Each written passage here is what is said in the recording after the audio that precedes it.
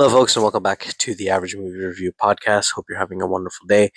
I just finished watching the Peacemaker finale, and I have to say I'm a little bit conflicted. I was expecting a big spectacle. In all honesty, I was expecting a big showdown between Rick Flag and Peacemaker, but what we got instead was more of an emotional roller coaster, and I guess what is setting up Man of Tomorrow for Superman. Um, in the long run, the ending makes sense. However, for the short term, I feel like it fell really flat because we had such an amazing season so far. Every episode was just mind blowing, especially the last episode, episode 7, which was just amazing. And we get to episode 8, and we think, okay, something big's gonna happen. Maybe Keith comes back from the other dimension to kill him, something at least, right? Like something so big that would be like, whoa, like this was so amazing, but it didn't happen, unfortunately. Um, and I think what sucks is like a lot of people who are probably watching the show won't know the impacts of what they've just seen and what it could possibly lead to, which is kind of exciting in its own way. And I think that's what sucks the most. I feel like for the average viewer, like they were just like kind of let down. For a person like me who, like does his research, does whatever, is kind of well tuned, I guess, with the comic world and whatnot. Like I'm excited to see what this brings about, but I'm also, again, like an average viewer, I'm also a little bit disappointed too because I think I expected a little bit more from the ending. The best, I think, the best scene in the entire episode for me personally was the hotel scene with Danielle Brooks, Jennifer Holland, John Cena, and Freddie Stroma, and even Steve Agee, who plays John Economos. They were all in the hotel, and they were like telling Chris like who he is and what he means to them. Especially the scene where Adebayo like rolls the chair close to Chris, and the camera rolls at the same time. It was like I felt that. I'm not gonna lie, that was a very emotional scene, and I think that was absolutely phenomenally shot. And they did a fantastic job to make you feel there. Even the little moment between Eagly and John, that was even cute too. And like the little, references of like Foxy Shazam and stuff, singing the song at the end, leading us to believe that, things are gonna work out. Them opening up, Checkmate, which is, if you're not aware, is kind of like I guess they're like an agency as well, right? Ron and Sasha Bordeaux was a part of that agency as well. So, like, and Sasha Bordeaux changing sides with Flurry joining them as well. Tim Meadows, absolute fucking genius. Loved him in this entire episode. He was so fucking good. Holy shit. Um, what else? Like, I think that's about it. Or again, John Cena has certified himself as the GOAT. Like, really, one of the best wrestlers turned actor ever. I don't know if, again, Bautista is still up there number one because of everything he's done so far, but John Cena is number two without a doubt. And they both run that entire category. Like, I haven't seen Dwayne The Rock Johnson's new movie yet, Smashing Machine, but I'm sure it's great. But I don't think it'll come close to what John Cena has provided in the last 7 episodes of this, or even 8 episodes of this series in this year. So he has done it again. Absolutely amazing. I think some of the things that kind of raised a flag with me was like I felt like Rig Flag Jr. was either being controlled, or sorry, Senior was either being controlled, or it wasn't him. I don't know why, but it was just giving it wasn't his vibe. Like from I haven't seen Creature Commando, but from what it seemed like in Creature Commando, even in Superman, this is not the same man that we saw. Like I understand that your son died, but there's I don't know, there's something different about him.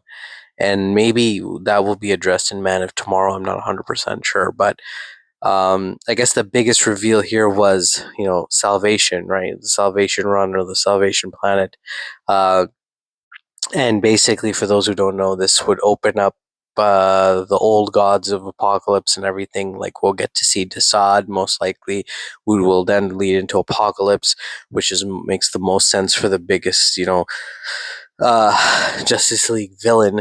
I don't know if you want to start off with Apocalypse because like Apocalypse is like a. I guess yeah, you could. He is like a Thanos level threat. I don't know if they want to like just kind of push him towards like being the first GLA like JLA film, like maybe not go down the same route as Marvel. Perhaps there's one option there, right?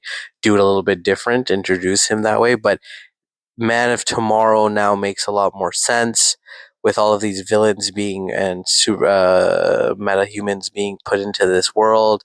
Desaad's little connection, all of this stuff, it's all bringing it together. We also know that Lex will finally get his suit and everything. So like it kind of connects everything to Man of Tomorrow, and I'm kind of excited to see what it'll lead into. Them leaving Chris in that world as well is absolutely insane. That has so many repercussions that can possibly happen. Checkmate are probably going to go all out and looking for their friend. Everyone's going to be looking for him. So there's a lot of potential in the ending for sure. It opens up a lot of interpretations, but also opens up what is could be, the story of Man of Tomorrow.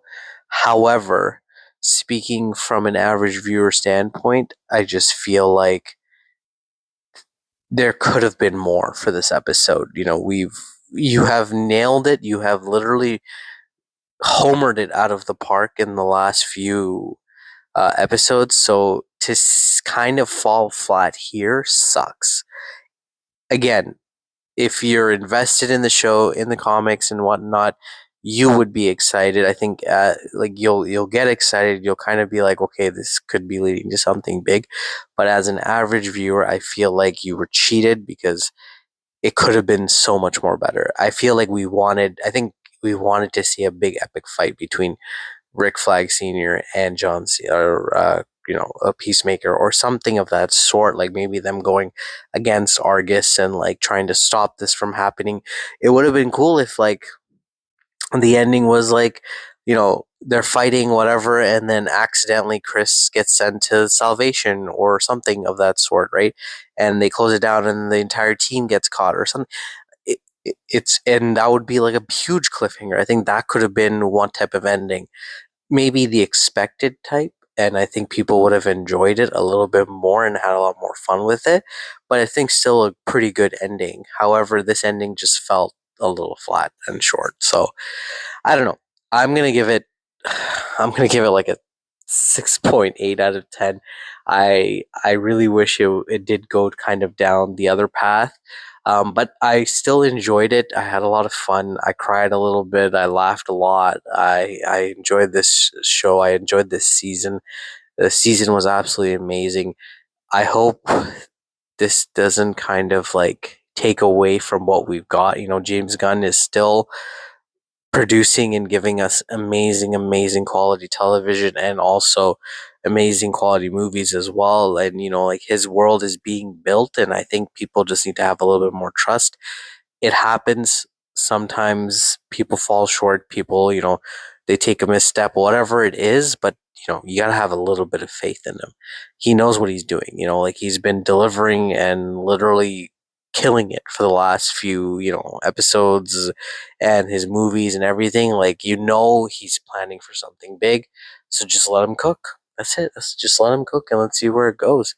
Um, if you've seen the episode, I'd love to hear your thoughts on it in the comments below.